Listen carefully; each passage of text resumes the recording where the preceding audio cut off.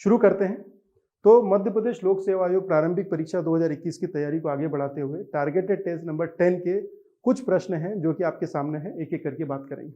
जैसे कि पहला प्रश्न है कि ई रूपी का प्रारंभ हुआ, जो ई रूपी है नेशनल लेवल पर कब प्रारंभ हुआ है। 4 ऑप्शन है आपके सामने, 2 जून, 2 जुलाई, 2 अगस्त या 2 सितंबर। आप सभी जानते हैं इस प्रश्न का उत्तर है 2 अगस्त 2021। ये प्रश्न यूपी पीसीएस एग्जामिनेशंस में आ चुका है, ठीक है, आपसे कभी भी पूछा जा सकता है। धन के हस्तांतरणों व लेन देन के नगद रहित व संपर्क रहित डिजिटल पेमेंट सॉल्यूशन के रूप में ई रूपी की लॉन्चिंग प्रधानमंत्री श्री नरेंद्र मोदी द्वारा की गई थी वीडियो कॉन्फ्रेंसिंग द्वारा 2 अगस्त 2021 को। ये कोविड सेकेंड वेव का दौर ही जब समाप्त हो रहा था तब का टाइम पीरियड है, ये काफ़ी महत्वपूर्ण है। और इससे संबंधित जो ई रूपी से संबंधित जो टेक्निकल जानकारियाँ हैं वो आपके सामने है। मैं आपको बता दूं कि ये जो प्रश्न था ई रूपी, यह काफ़ी महत्वपूर्ण है, इस बात को ध्यान रखिएगा। यूनिट 9 से भी संबंधित है और करंट अफेयर से भी। अगला एक कॉन्सेप्ट है जिसको बोलते हैं हम सोशल कॉन्ट्रैक्ट या सामाजिक समझौते का सिद्धांत। हिंदी में सामाजिक समझौता के सिद्धांत, इंग्लिश में कहेंगे सोशल कॉन्ट्रैक्ट। मैंने आपको पिछली बार भी बताया था कि कहीं भी आपके सिलेबस में नहीं लिखा है कि अंतर्राष्ट्रीय विचारक या फिर कहें कि अंतर्राष्ट्रीय घटनाएं आपसे पूछी जाती है, परंतु आप पेपर उठाइए, उसमें कई प्रश्न आपको ऐसे मिलेंगे जो कि बहुत महत्वपूर्ण विचारकों, उनके कॉन्सेप्ट्स को लेकर दिए गए। जैसे कभी आपसे पूछ लिया जाए कि आत्मदीपो भव किसने कहा, नीचे बुद्ध का नाम हो तो लिख दीजिएगा बुद्ध। इसी तरह से अगर आपसे कोई पूछे कि सामाजिक समझौते का सिद्धांत राजनीतिक विचारकों में से किसने दिया है, तो नाम ध्यान रखेगा, जीन जैकस रूसो। क्या नाम मिलेगा? Jean Jacques Rousseau. और उनकी एक प्रसिद्ध पुस्तक भी है सोशल कॉन्ट्रैक्ट। और ध्यान दीजिएगा कि इन्होंने लिबरलिज्म या उदारवाद की फिलॉसफी को आगे बढ़ाया था और इस मामले में काफ़ी प्रसिद्ध इतिहासकार रहे हैं, ठीक है, या कहें कि हम लोग विचारक रहे। अब एक सैन्य अभ्यास है, मिलिट्री एक्सरसाइज है जिसका नाम है इंद्र। और इंद्र श्रृंखला में यह सैन्य अभ्यास जो हुआ था उसमें 12वां जो संस्करण था, 12th नंबर का जो संस्करण था, भारत ने किसके साथ मिलकर कंडक्ट किया था? तो ध्यान दीजिएगा, आंसर मिलेगा आपको रूस। भारत और रूस ने मिलकर इंद्र जो सैन्य अभ्यास है वो कंक्लूड किया है 1 अगस्त 2021 से लेकर 13 अगस्त 2021 के मध्य। और ये 12वां संस्करण था जो कि रूस के वोल्गा घाट में संपन्न हुआ था। चलिए अगला प्रश्न है, निम्नलिखित में से किन देशों में भूमध्य रेखा होकर गुजरती है? अब देखिए, मैं आपको ये बता देता हूँ कि ज्योग्राफी को जितना मैं समझता हूँ, ज्योग्राफी के लगभग 50% जो क्वेश्चन है वो मैपिंग से सॉल्व हो जाते हैं। अगर एटलस आपका है काम तो मामला एकदम सही हो जाएगा। तो भूमध्य रेखा पर स्थित देश या जो काल्पनिक भूमध्य रेखा है वह किन किन देशों से होकर गुजरती है? तो ध्यान ही रखना है कि हमें पूछना है, हमसे ये पूछा गया कि किन किन देशों से होकर गुजर रही है। बिल्कुल सही बात है, कांगो गणराज्य, सोमालिया, मालदीव, इन सभी से होकर गुजरती है। परंतु अगर आप ये लिस्ट देखें तो ये 13 देशों की लिस्ट है। इसको मैप पर ड्रॉ करना है, ठीक है, और अपनी टेबल के सामने चिपका लेना है। ये प्रश्न कई बार पूछा गया है। नाम बता देता हूँ एक बार फिर से, साओ टोम प्रिंसेस, गेबेन, कांगो गणराज्य, चौथा है कांगो लोकतांत्रिक गणराज्य, 5वां है युगांडा, 6ठा है केनिया, 7वां है सोमालिया, 8वां है मालदीव, 9वां है इंडोनेशिया, 10वां है किरिबाती, 11वां है इक्वेडोर, 12वां है कोलंबिया और 13वां है ब्राज़ील। इस संदर्भ में कुछ किताबें गलत जानकारी दे रही हैं तो आप बचिएगा उनसे, वो पुराने एडिशंस हैं, इसको लेटेस्ट मान के आप काम कर लीजिएगा। रिंग ऑफ फायर से कौन संबंधित नहीं है? देखिए, रिंग ऑफ फायर का कॉन्सेप्ट समझिए सबसे पहले तो आप समझिए कि रिंग ऑफ फायर, अगर आप ये एरिया जानते हैं पैसिफिक ओशन वाला, तो आपको समझ में आ जाएगा कि यह जो पैसिफिक ओशन है, प्लेट टेक्टोनिक थ्योरी आपको एक्सप्लेन करती है, काफ़ी सेंसिटिव जोन है और इस एरिया में लगातार भूकंप तथा ज्वालामुखी आते रहते हैं। इस प्रशांत महासागरीय क्षेत्र को हम रिंग ऑफ फायर के नाम से जानते हैं। प्रशांत महासागर क्षेत्र में भूकंप तथा ज्वालामुखी प्रभावित क्षेत्र है ये, और ये माना जाता है कि विश्व में आने वाले लगभग 63% जो भूकंप है वो यहाँ पर है। और अगर आप क्षेत्र की बात करेंगे, देशों की बात करेंगे, तो Chile, California, Alaska, Japan, Philippines, New Zealand तथा मध्य महासागरीय भागों में ये भूकंप आपको दिखाई देंगे। ये प्रमुख देश हैं जो कि रिंग ऑफ फायर से जुड़े हुए हैं। अब दूसरी बात, यूनिट नंबर 8 का एक प्रश्न है कि मध्य प्रदेश सरकार द्वारा वर्ष 2020 के लिए तानसेन सम्मान ये आने वाला है, ठीक है, ध्यान दीजिएगा। तो आंसर क्या मिलेगा? पंडित सतीश व्यास। तो एक लिस्ट आपके सामने 2020 के लिए संतूर वादक पंडित सतीश व्यास, 2019 के लिए पंडित विद्याधर व्यास, 2018 के लिए सितार वादक मंजू मेहता और 2017 के लिए उल्लास कशालकर।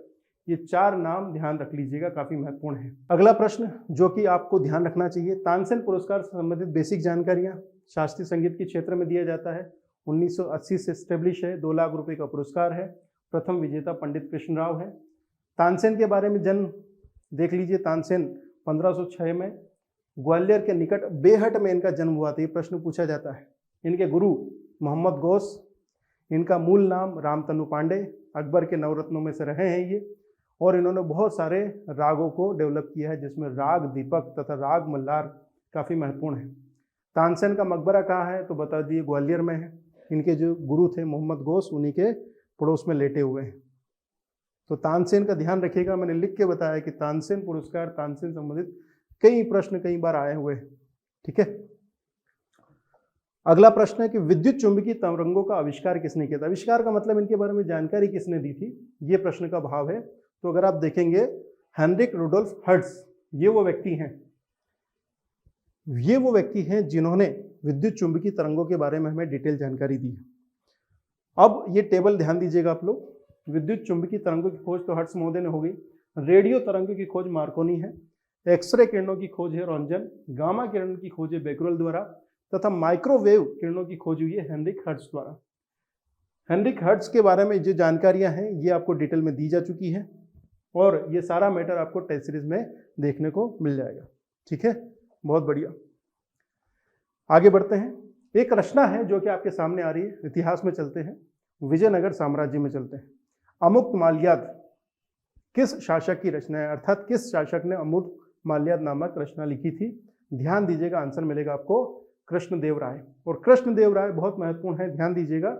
ये प्रश्न कृष्णदेव राय से लगातार बनते रहे। कृष्णदेव राय सबसे पहले विजयनगर शासक रहे हैं। विजयनगर शासन का टाइम पीरियड इनका है 509 से लेकर 530, अर्थात उत्तर भारत में जब बाबर है तब दक्षिण भारत में विजयनगर के शासक कौन है? कृष्णदेव राय, जो कि तुलु वंशी शासक, ये पूछा जाता है, तुलु वंशी शासक है ये। बाबर नामा में बाबर ने अपनी आत्मकथा तुजु के बाबरी में बताया है कि भारत के 2 प्रमुख शक्तिशाली शासक हैं। उनमें से एक प्रमुख शक्तिशाली शासक है विजयनगर के शासक कृष्णदेव राय, जिससे बाबर भी जाके उलझा नहीं है। दूसरा राणा सांगा था, जिसको उन्होंने पराजित किया था, ठीक। इन्होंने, कृष्णदेव राय ने तुलुगु या तेलुगु भाषा में कई पुस्तकों की रचना की, जिसमें अमुक्त माल्याद प्रमुख है।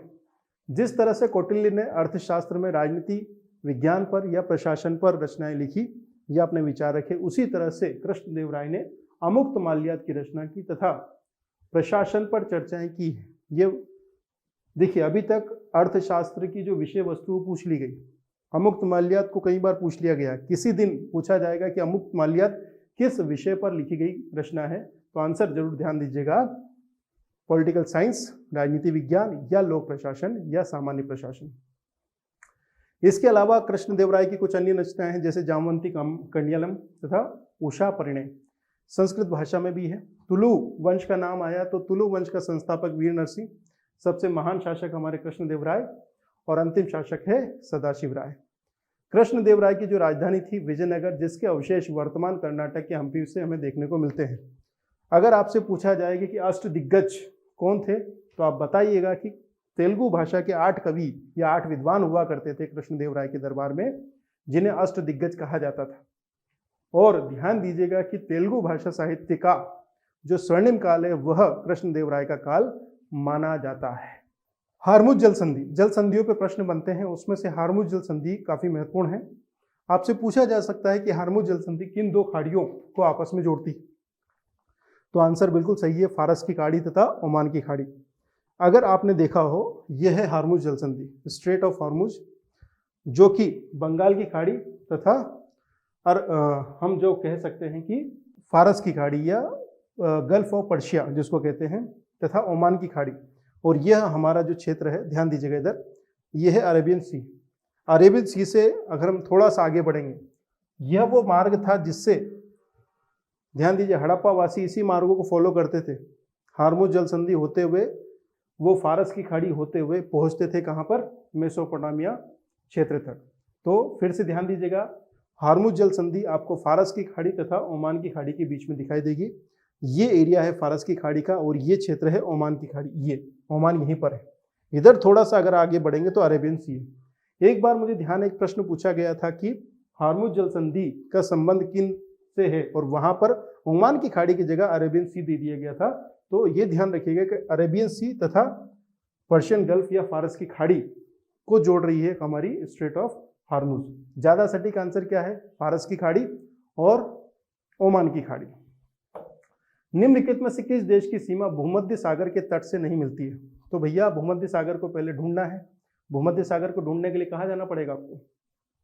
हाँ जी, अफ्रीका के उत्तर में और यूरोप के दक्षिण में। ऊपर नीचे नहीं होता है मैप पर, ठीक है? उत्तर और दक्षिण नहीं होता है, सॉरी, ऊपर और नीचे नहीं होता है, उत्तर और दक्षिण होता है। तो किस देश की सीमा भूमध्य सागर के तट से नहीं लगती है? तो सबसे पहले हम भूमध्य सागर पहुंच जाते हैं और शुरू करें क्या?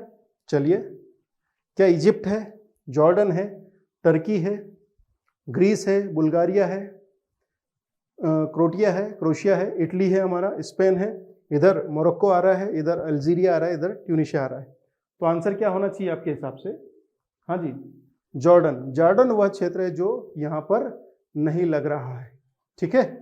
ये जॉर्डन आपको दिखाई देगा इजराइल के पूर्व में, ये अगर आप मैप पर देख पा रहे हैं। तो हमें क्या करना है, भूमध्य सागर को लेना है और काउंटिंग करनी है। काउंटिंग करने के बाद आपको भूमध्य सागर से लगे हुए देश Albania, Algeria, Bosnia, Herzegovina, Croatia, Cyprus, मिस्र, France, Greece, Israel, Italy, Lebanon, Libya, Malta, Morocco, Monaco, Montenegro, Slovenia, Spain, Syria और ट्यूनीशिया देखने को मिलेगी। जॉर्डन इससे नहीं लगता है, ठीक है? अच्छा, आप में से बहुत सारे बच्चे परेशान हो रहे होंगे, सर इसे पूरे नाम कैसे याद रखेंगे? तो इसका उत्तर ये है कि अगर आप लगातार एटलस का यूज करते हैं, मैपिंग का यूज करते हैं, तो आपको लैंड लॉक्ड कंट्रीज देखने को मिलेंगी। और अगर कोई कंट्री लैंड लॉक्ड है तो इसका मतलब है ना तो वो किसी सागर से मिल रही है, ना महासागर से मिल रही है। तो सागर चाहे वो प्रशांत महासागर हो या भूमध्य सागर हो, तो एटलस को देखते समय जरूर देखिए कि कोई सा देश लैंड लॉक्ड है, कौन सा नहीं। चलिए, अगला प्रश्न, भारत के कितने राज्यों और केंद्र शासित प्रदेशों की सीमा समुद्र को स्पर्श करती है? भैया मामला काफी गंभीर हो गया है, ठीक है? तो ध्यान दीजिएगा, 9 राज्य है और 4 केंद्र शासित प्रदेश हैं। 9 राज्य आपके सामने हैं और 4 केंद्र शासित प्रदेश भी आपके सामने हैं, जो कि ये इस तरह से आप देखेंगे कि ये जो 9 राज्य हैं, जिसमें गुजरात, महाराष्ट्र, गोवा, कर्नाटक, केरल, तमिलनाडु, आंध्र प्रदेश, उड़ीसा और बंगाल है, इनकी सीमाएं हैं जो कि समुद्र से टच करती है। और 4 केंद्र शासित प्रदेश दमन दीव, पौंडीचेरी, लक्षद्वीप, अंडमान निकोबार द्वीप समूह समुद्र से टच होते हैं, अर्थात ये लैंड लॉक्ड नहीं है। इस तरह से आप मैपिंग कीजिएगा, आंसर मिलेगा। भारतीय रिजर्व बैंक का राष्ट्रीयकरण कब किया गया? भारतीय रिजर्व बैंक का राष्ट्रीयकरण, सबसे पहले तो भारतीय रिजर्व बैंक की स्थापना ध्यान दीजिए, और उसके बाद में राष्ट्रीयकरण अगर आप देखेंगे तो ये 1949 मिलेगा, 1 जनवरी 1949, ठीक है? ओके, आगे बढ़े। इसके बाद में आरबीआई का कुछ इतिहास देख लेते हैं। एक केंद्रीय बैंक के रूप में हिल्टन यंग कमीशन की सिफारिशों के आधार पर हिल्टन यंग कमीशन 1926 में स्टेब्लिश हुआ था। हिल्टन यंग कमीशन आया, उसके बाद गोलमेज सम्मेलनों में अनुशंसा हुई, तब उसके बाद में 1931 में भारतीय केंद्रीय बैंकिंग जांच समिति स्टेब्लिश हुई, और इन तीनों के इफेक्ट के परिणाम स्वरूप 1934 में भारतीय रिजर्व बैंक अधिनियम आया और 1 अप्रैल 1935 को स्थापना हुई किसकी? आरबीआई की, रिजर्व बैंक ऑफ इंडिया। उसके बाद में आप देखेंगे 1 जनवरी 1949 को इसको राष्ट्रीयकरण किया गया। अभी जो वर्तमान गवर्नर शक्तिकांत दास जी हैं, ठीक। आगे बढ़े। कटक शहर किस नदी के किनारे बसा हुआ है? आप सभी जानते हैं कि कटक कहाँ पर है, उड़ीसा में है। उड़ीसा तो याद है, परंतु नदी कौन सी है? तो नदी ध्यान रखनी है, महानदी। जो कटक है वह हमारा उड़ीसा राज्य में है और महानदी के किनारे अवस्थित है। अगर आप मैप पर देखेंगे तो ये सारे मैप आपके डिटेल आंसर्स में डाले हुए हैं, ये मैं आपको बता दूं। आप हार्ड कॉपी ऑर्डर कर रहे हैं तो इन सब में ये मैपिंग्स आपको मिल जाएगी। मध्य प्रदेश के मेलों से संबंधित स्थानों के संदर्भ में दिए गए युग्मों में से कौन सा असत्य युग्म है, चुनिए। मेले कई बार पूछे गए हैं, कई बार पूछे जाते हैं, तो आइए बात करते हैं। कान्हा बाबा का मेला होशंगाबाद, सोडलपुर, पतैये। बरमान का मेला नरसिंहपुर। गरीबनाथ का मेला राजगढ़ लिखा हुआ है, क्या राजगढ़ में है? हाँ जी, राजगढ़ में नहीं है। गरीबनाथ का मेला कहाँ मिलेगा आपको? सोडलपुर में, हरदा जिले के अवंतीपुर गांव में चैत्र माह में लगता है ये, ठीक है। हमारे यहाँ बहुत सारे मेले हैं। किस जिले में सबसे ज़्यादा मेले लगते हैं? उज्जैन में लगते हैं, ये पता ही आपको। किस महीनों में लगते हैं ये भी है। और आइए एक लिस्ट देखें और याद करने की कोशिश करते हैं। सिंहस्थ मेला कहाँ लगेगा? उज्जैन में। रामलीला का मेला ग्वालियर जिले के भांडेर तहसील में। पीर बुधान का मेला शिवपुरी के सांवरा में। नागा जी का मेला मुरैना के पोरसा में। हीरा भूमिया का मेला ग्वालियर और उसके आसपास के क्षेत्रों में। तेजा जी का मेला गुना जिले के भामावड़ में, गुना जिले के भामावड़ में। जोगेश्वरी देवी का मेला अशोकनगर के चंदेरी में। महामृत्युंजय का मेला रीवा जिले में। चंडी देवा का मेला सीधी जिले के धीदरा में। कान्हा बाबा का मेला होशंगाबाद जिले में। कालू जी महाराज का मेला पश्चिमी निमाड़ के पिपलिया खुर्द में। और धामुनी उर्स का मेला है वो धामुनी सागर जिले में मिलेगा। शहाबुद्दीन ओलिया का उर्स मंदसौर जिले के नीमच में है। मठ गोगरा का मेला सिवना जिले के मोरथन में है। सिंगा जी का मेला पश्चिमी निमाड़ के पिपलिया गांव में है। और बरमान का मेला नरसिंहपुर जिले के सुप्रसिद्ध ब्राह्मण घाट पर लगता है। एक लिस्ट है जो कि मैंने आपके सामने पढ़ के सुनाई, मेरे सामने लैपटॉप है, उसी से मैंने पढ़ के सुनाई आपको। बाकी आप लोग रटने में माहिर है ना, ठीक है।